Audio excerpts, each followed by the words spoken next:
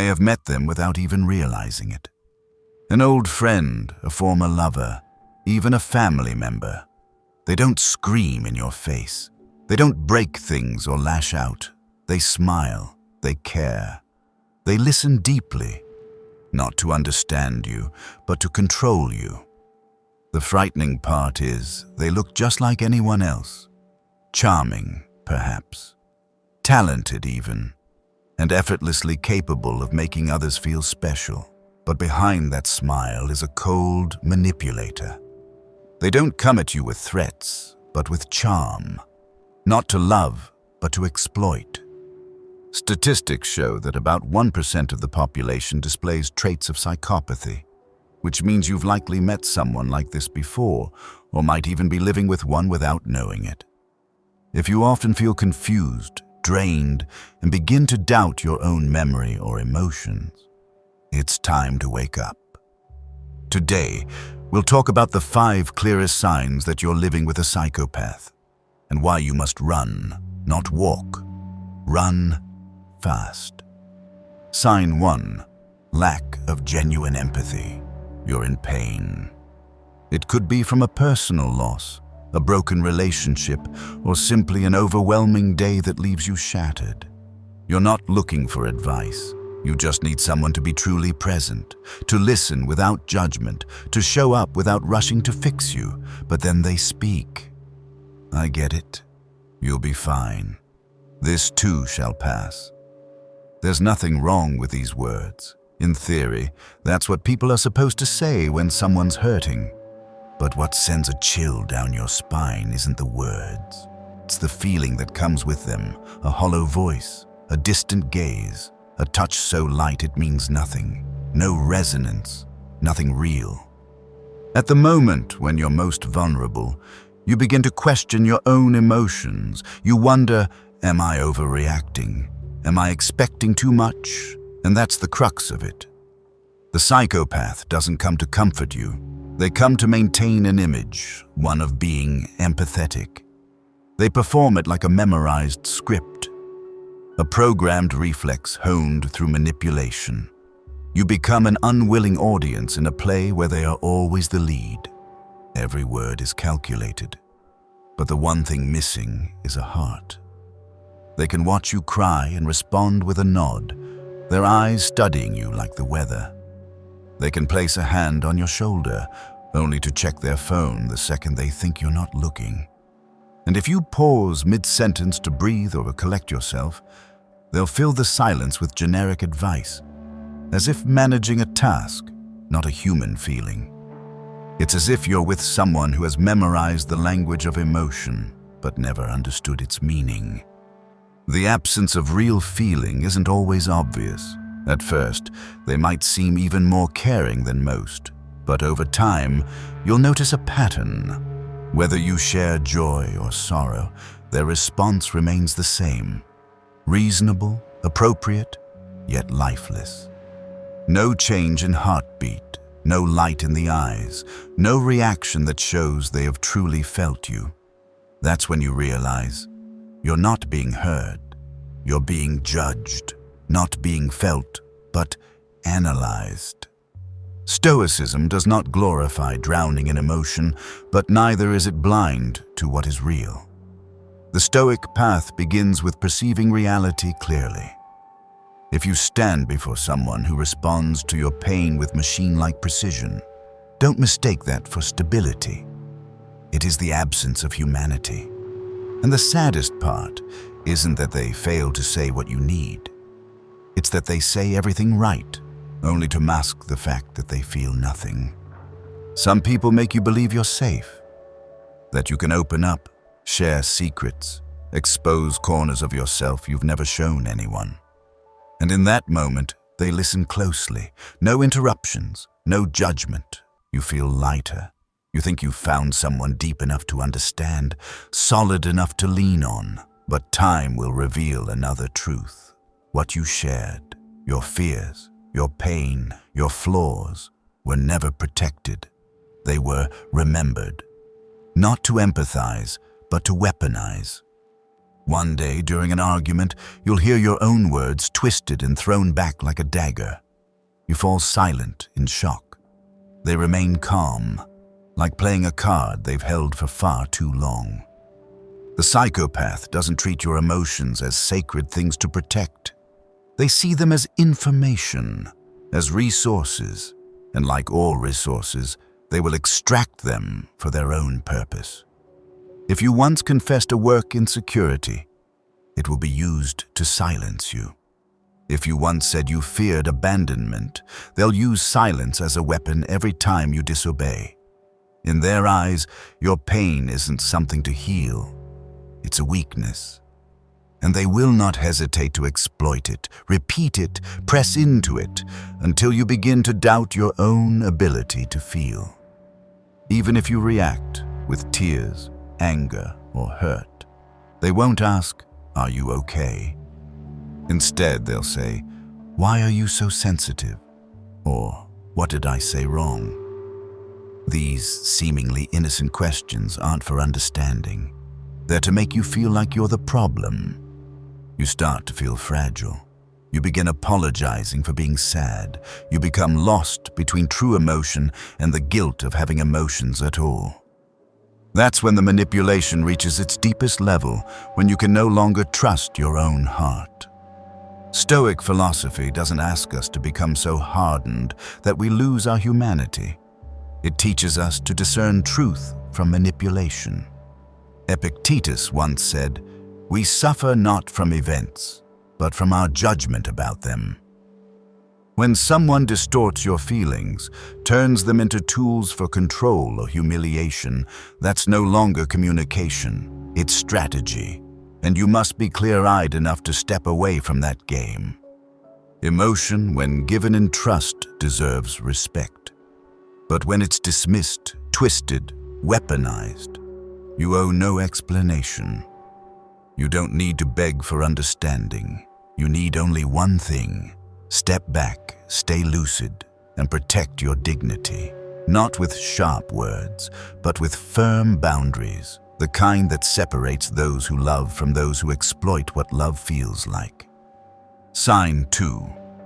A parasitic and systematic pattern of exploitation. No one wants to believe they're being used, especially when it's wrapped in sweet words like, "We're a team," "I'm doing this for our future," or "We'll get through this together." Those words tap into the kindest part of you, the part that wants to give, to walk alongside someone, to become a source of trust. But to the psychopath, this isn't a sign of connection. It's an entry point into your life and the start of a systematic drain. At first, the requests sound reasonable. A little financial help, just for now. A few nights crashing at your place because the move got delayed. A proposal to join a promising project. Everything comes wrapped in a beautiful story about your shared future, about building something big together. They never say, "I need your help." They say, "We'll do this together." And you, in your goodness and sincerity, walk in with your guard down. But then, time passes. The small loans are never repaid. Temporary stays become indefinite living arrangements with no real contribution. The exciting projects never take shape. When you start asking questions, they don't respond with gratitude or clarity. They deflect with blame. "You've changed. You don't support me anymore." Or worse, "If it weren't for you, I wouldn't be in this situation." The problem isn't helping someone you love. That's noble. The problem is the imbalance, the repeated pattern, and especially the way your sacrifice is treated as expected. There's no appreciation, no effort, no accountability. Everything you give is silently assumed to be something they always deserved. They don't see you as a partner, they see you as a resource. In Stoic philosophy, Epictetus once said, "Wealth consists not in having great possessions, but in having few wants." But for the psychopath, their wants are endless, not because they seek sufficiency, but because they seek to take. There's always a new problem for you to solve, a new opportunity that needs your support, a grand plan in progress that only you can understand. And if you're not alert, you'll fall into an endless loop, constantly trying to prove you're worthy of love, of trust, or of a future that never really existed. You don't need to become cold or cynical to avoid being exploited. You just need to observe. Is this relationship truly mutual? Are your efforts met with real effort in return? Or are you being made to carry someone else's dream while they contribute nothing but promises? If the imbalance persists, don't blame yourself for giving, but stay rational enough to know when to stop. Because the one thing you cannot afford to give away is your dignity and your peace. There's a moment in every relationship with a psychopath that you'll never forget. It's not when they hurt you. It's when you finally need them and they vanish. When you lose your job, when you break down, when you're no longer able to give or support the way you used to. That's when they retreat. No warning, no anger, no sorrow, just cold silence as if you never existed. It's not a breakup. It's an exit, premeditated and precise, because your role in their life has expired. They don't need a reason. They don't feel the need to explain. They simply lose interest because you no longer serve a purpose. Everything you once gave, your sacrifice, support, loyalty, means nothing now that the benefits are gone. Their exit isn't driven by pain. It's driven by calculation. They don't leave heartbroken. They leave unfazed. And the most painful part is, they don't look back. Don't ask how you're doing. Don't even leave a kind goodbye. Because they were never really present. But the irony is, they still leave traces in your life. A linked social media account, a shared password they never bothered to change, a personal item they accidentally left behind. These aren't oversights, they're open doors, left ajar so they can return whenever it's convenient. Not out of love, but out of potential use. They don't want to be with you. They want access. And this is what traps you, even after being abandoned, from fully letting go. You wait for a message, you hope for an explanation, but they don't return to make things right. They only return when they need something new.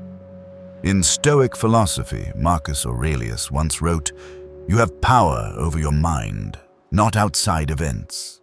Realize this, and you will find strength." You can't control someone who was calculating from the start, but you can choose not to let them return. Keeping the door open, hoping they'll change, doesn't move them. It only makes it easier for them to repeat the same exploitation. The disappearance of a psychopath should not be mistaken for the end of love, because love was never there. It is the end of a transaction in which you paid and they collected. And once the transaction lost its value, they moved on.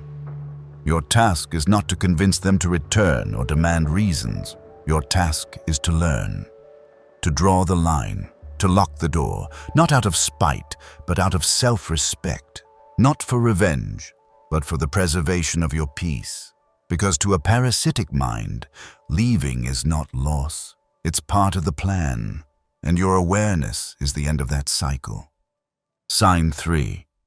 Systematic lying and psychological manipulation. There's a kind of exhaustion that doesn't come from the body, but from constantly doubting your own memory and emotions. When you're with a manipulator, this becomes your everyday reality. You remember a conversation vividly, the words, the tone, the expressions, all etched clearly in your mind. But when you bring it up, they deny it completely.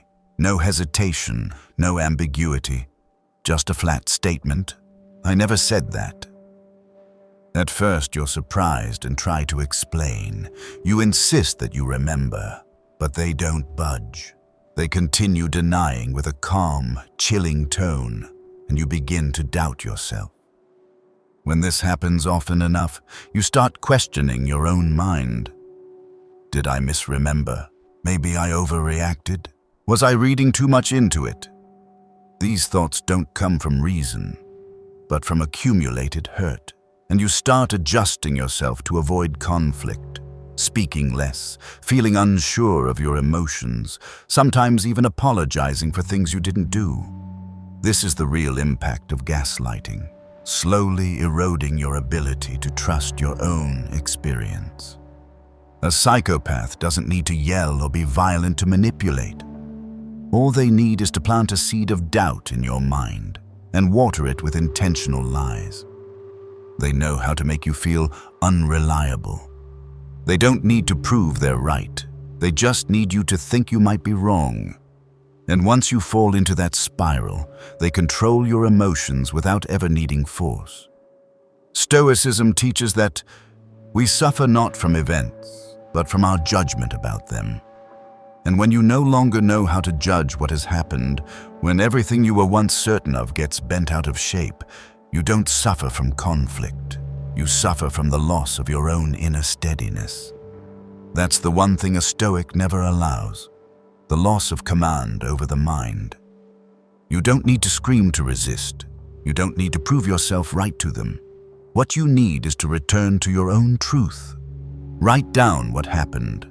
Talk to outsiders. Trust the intuition that once told you something felt off, even if you ignored it. Because a sound mind doesn't come from winning arguments. It comes from clarity in the face of a distorted reality. When someone constantly makes you question everything you think, even your own genuine feelings, that's no longer a relationship. It's a mental battlefield. And your awareness, not aggression, is your strongest weapon to escape the cycle of manipulation. One of the most subtle and dangerous tactics of a manipulator is separating you from those who once supported you. They don't forbid, command, or control in obvious ways. Instead, they plant tiny seeds of doubt, just light enough that you don't react immediately, but deep enough to make you see others differently. They might say, "Your best friend doesn't seem that genuine," or "Your sister doesn't really support us." Then fall silent, letting you fill in the rest. And you begin to analyze.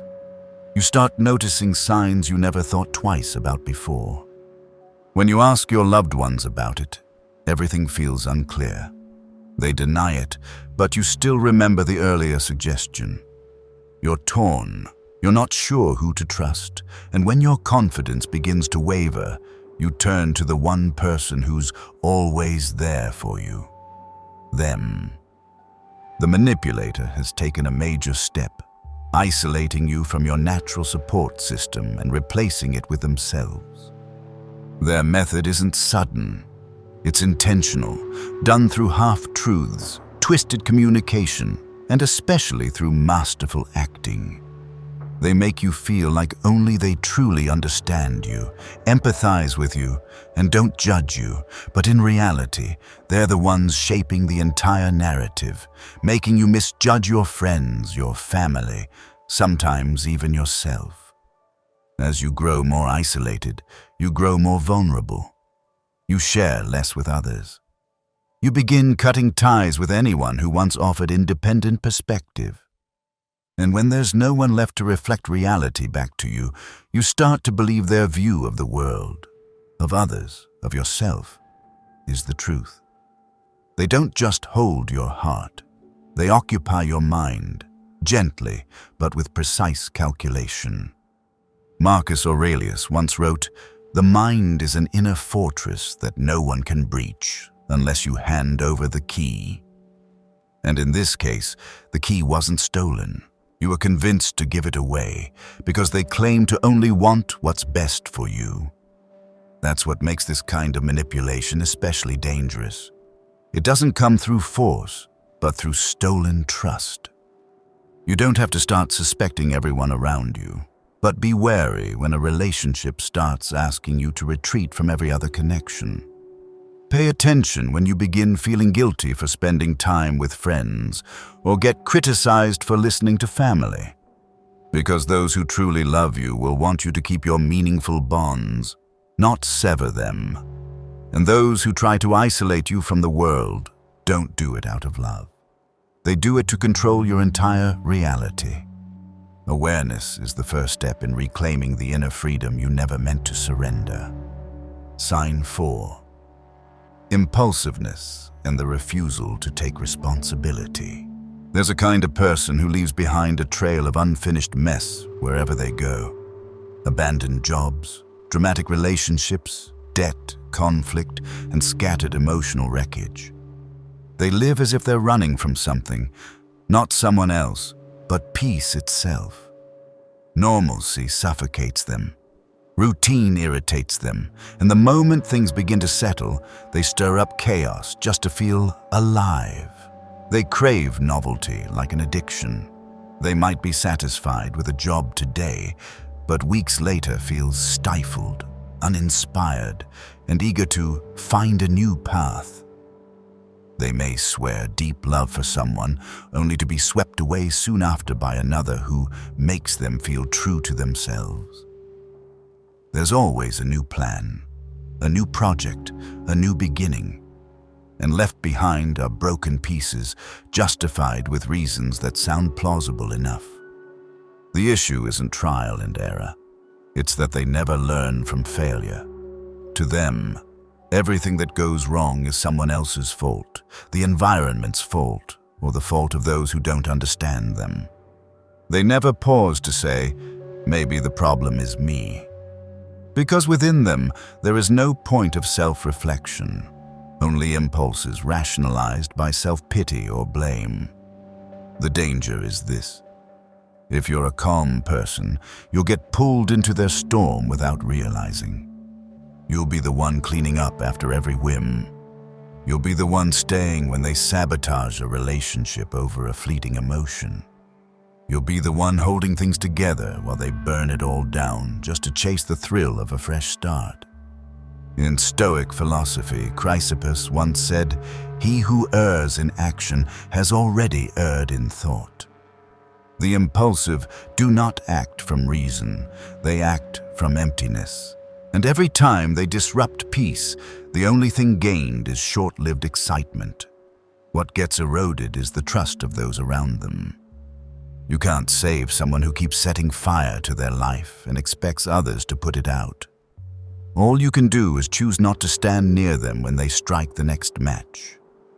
You can empathize, you can forgive, but you shouldn't allow yourself to be pulled into a chaos you didn't create.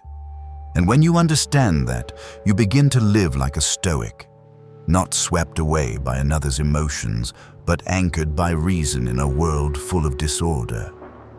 The deepest wounds don't always come from what someone does, but from their refusal to admit they've done it. When you're close to someone who always blames others, you suffer not just the consequences of their actions, but the added weight of feeling guilty for being hurt, for having questions, for feeling anything at all. They make you believe you're the one making things complicated, when the truth is the opposite. The irresponsible are often skilled at rewriting the story to favor themselves. When they hurt you, they say, "I only reacted because you pushed me." When they break a promise, they say, "You don't understand the pressure I'm under." When things fall apart, they invoke their past, their circumstances, other people, anything except themselves. They dodge the truth by rewriting it bit by bit until even you start wondering if you've been too harsh. This isn't just avoiding responsibility in the moment. It's a defense system embedded in their character. They don't truly understand what it means to apologize. And if they do say sorry, it's to smooth things over, not to change. If you forgive too quickly, they take it as proof they weren't wrong, that the issue was you being too sensitive, too demanding, or not understanding enough. In this way, they consistently shift the focus of every conflict away from their behavior and onto your reaction. What's frightening is the more rational you are, the more you try to explain clearly, the more they paint you as overly critical. Say it once, they say you're nagging. Say it twice, they say you're controlling. Say it a third time, and you go silent, too tired to argue. That's when they win. Not through reason, but by draining your emotional reserves. You no longer want to speak. You're afraid to react. You become the one always apologizing, always shrinking, always second-guessing yourself when conflict arises. In Stoic philosophy, Marcus Aurelius wrote, "You cannot control the actions of others, but you can always control your response."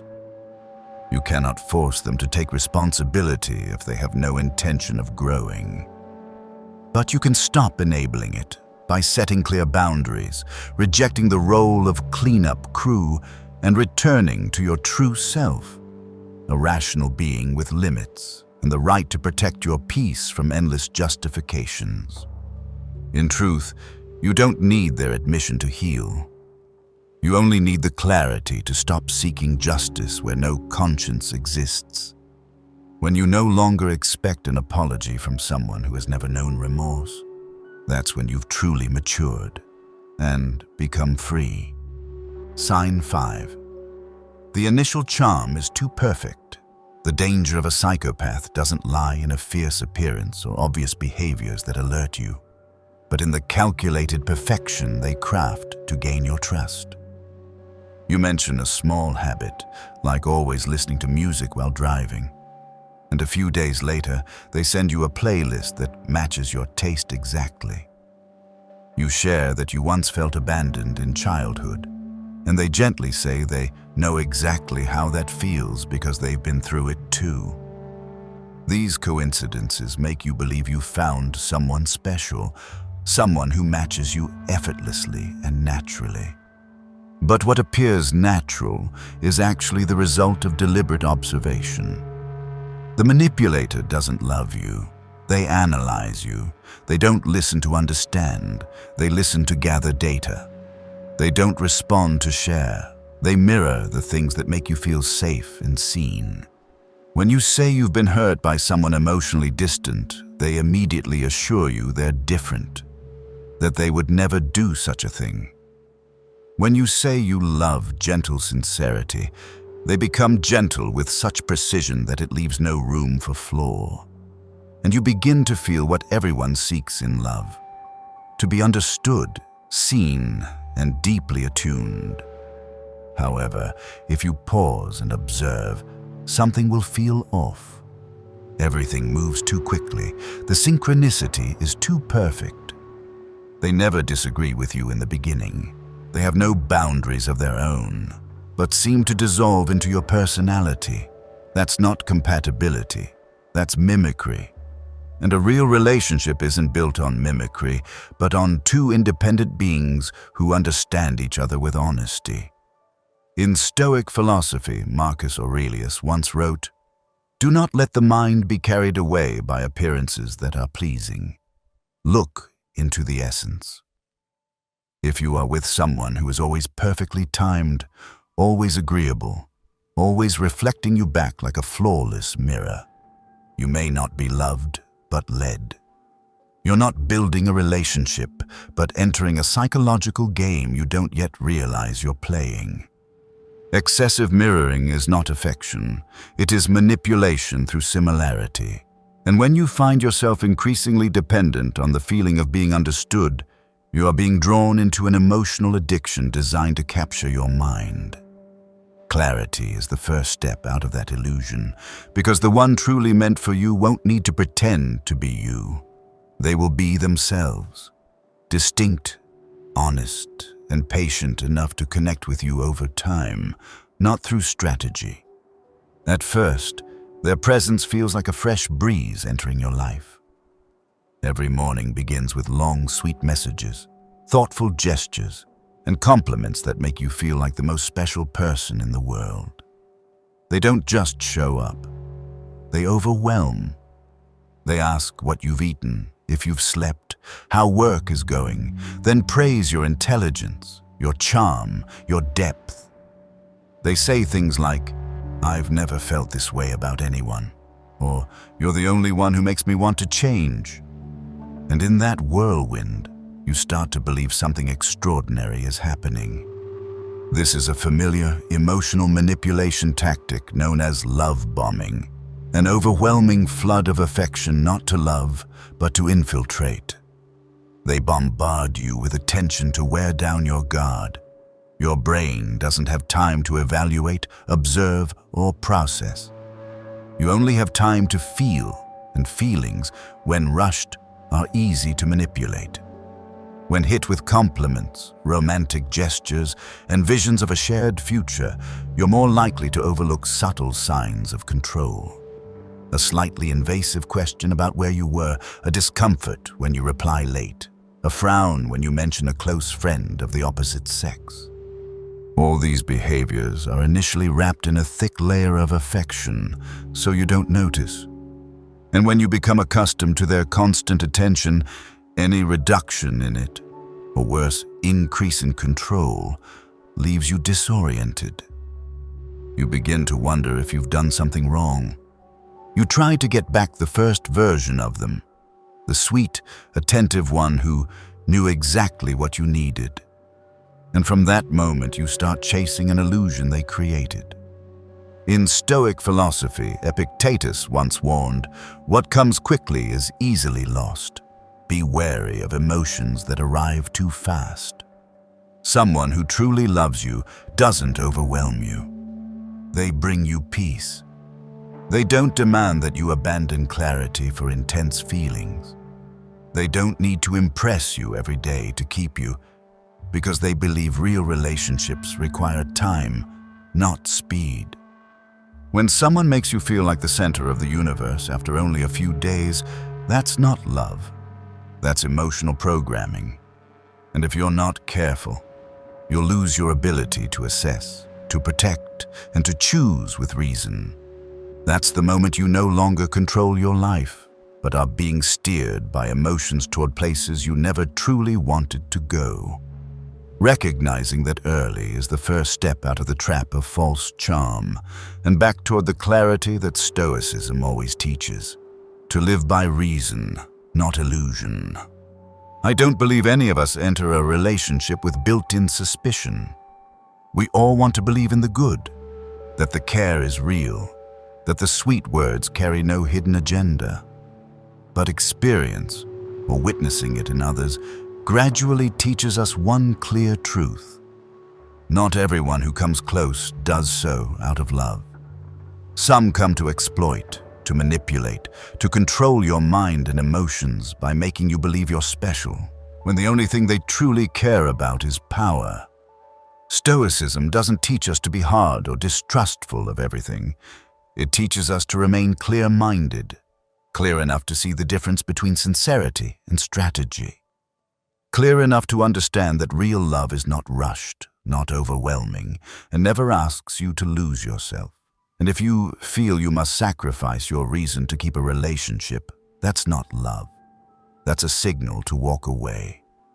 If these reflections have brought you more clarity, please like, subscribe, and turn on notifications so you won't miss the next insights. Every time you recognize the truth, you reclaim a part of yourself. And sometimes, the most powerful act isn't resistance. It's walking away in silence, with a mind no longer under anyone's control. See you in the next video.